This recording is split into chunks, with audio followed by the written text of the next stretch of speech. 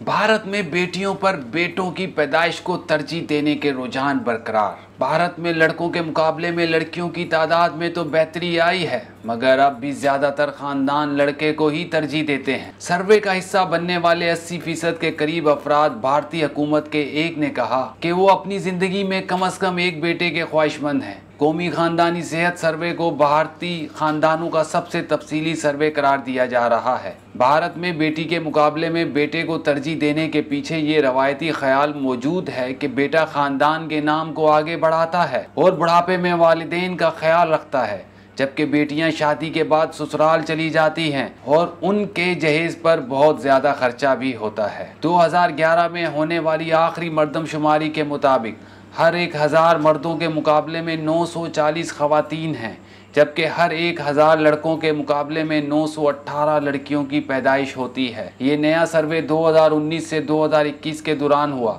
जिसमें पहली बार लड़कों के मुकाबले में लड़कियों की पैदाइश की शरह में बेहतरी आई, मगर अब भी ज़्यादातर ख़ानदान बेटों की पैदाइश चाहते हैं। सर्वे में बताया गया है कि अब भी 15.37% ख़ानदान बेटियों के मुकाबले में बेटों को तरजीह देते हैं।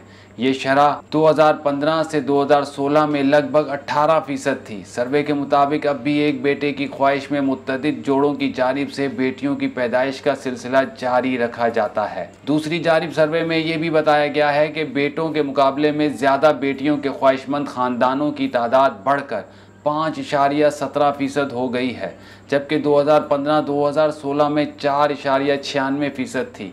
माहिरीन का मानना है कि इसका बराह रास्त ताल्लुक भारत में पैदाइश की शरह में कमी है, शहरी इलाकों की तोसी, ख़वातीन के लिए तालीमी शरह में इजाफा और दीगर वजूहात की बिना पर भारत में शरह पैदाइश फ़ी जोड़ा 2 तक पहुँच गई है।